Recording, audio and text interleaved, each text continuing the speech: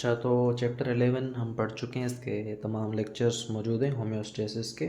ठीक है, अब हम इसके वन बाय वन MCQs पढ़ते हैं। तो पहला हमारे पास क्वेश्चन है, the human urinary system consist of.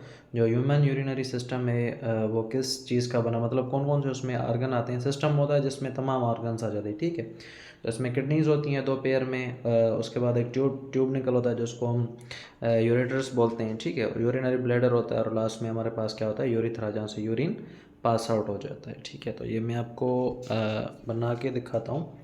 तो 2 पेयर ऑफ इस तरह से किडनीज होती हैं, और यहाँ से एक ट्यूब शुरू होते हैं दोनों साइड्स पर, जिनको हम यूरेटर्स बोलते हैं।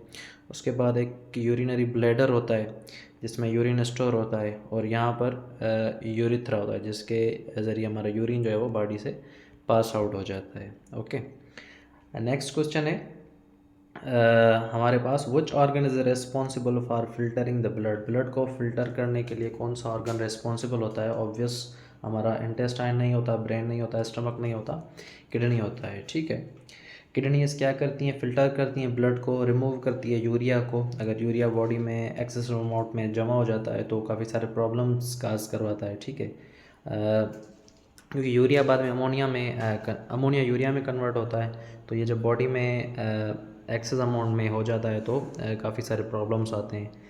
एक्सेसिव सॉल्ट्स एंड वाटर, तो इन चीज़ों को किडनी हमारी फ़िल्टर करती है। ठीक है, the tube between the kidney and urinary bladder. अब यूरिनरी ब्लैडर हमारा ये हो गया, ये यूरिनरी ब्लैडर जो होता है, अभी मैंने आपको स्ट्रक्चर बना के दिखाया। तो बोल रहा है कि कौन सा होता है, the tube between kidney and urinary bladder is ureter. जो यूरेटर होता है वो इसको और किडनी को क्या कर रहा होता है, कनेक्ट कर रहा होता है। ये किडनी है हमारी, ये यूरेटर है, ट्यूब यहाँ से निकलता है, और ये हमारे पास यूरिनरी ब्लैडर के थी, तो इनके बीच में जो कनेक्शन है वो हमारा यूरेटर है।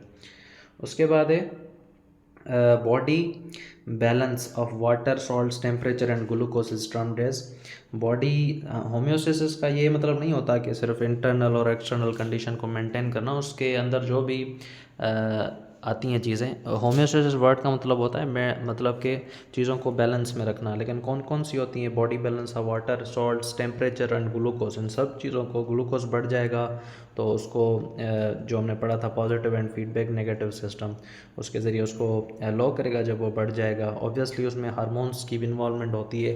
टेम्परेचर जब बढ़ जाता है तो बॉडी उसको क्या करती है, कम करती है, और अगर बढ़ जाता है तो उसको कम करती है। इसी तरह से सॉल्ट्स अगर बढ़ जाएँ तो हाइपरटोनिक, आइसोटोनिक जो हमने पढ़ा था, या कंडीशंस। ठीक है, आपने 9th में पढ़े होंगे। तो ये होम्योस्टेसिस है। ठीक है, होम्योस्टेसिस क्या करता है, मेंटेन करता है इंटरनल एनवायरनमेंट को। अब ये इंटरनल एनवायरनमेंट को मेंटेन नहीं करता, एक्सटर्नल को भी करता है। अगर हम सही से इसको देखें ना, तो देखें, अगर फॉर सपोज कि हमारा आउटसाइड बॉडी टेम्परेचर बढ़ा हुआ है तो उसको इंटरनली तो वो करेगा, लेकिन एक्सटर्नली दोनों को मेंटेन करके रखता है।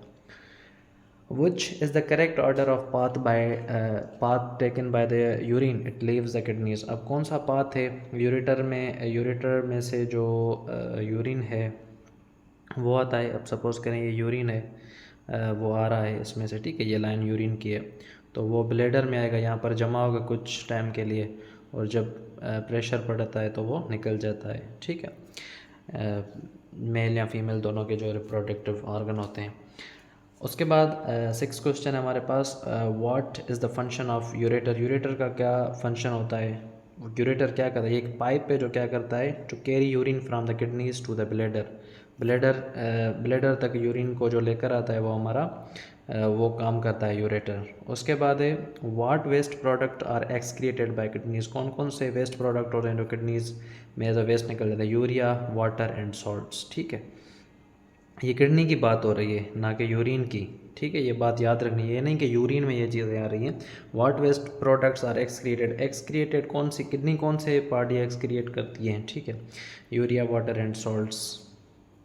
यूरिन तो बाद में पूरा वो वेस्ट हो जाता है ना, तो लेकिन किडनी जिनको निकालती है तो वो ये होते हैं ब्लड में से। ठीक है, 2 मेन फंक्शंस ऑफ स्वेट, जो हमारा पसीना होता है उसमें कौन कौन से उसके 2 फंक्शंस हैं।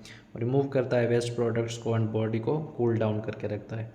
अच्छा, ये भी एक होम्योस्टेसिस कंडीशन है। ठीक है, क्वेश्चन नंबर 9 है हमारे पास कि which would not in present in the filter.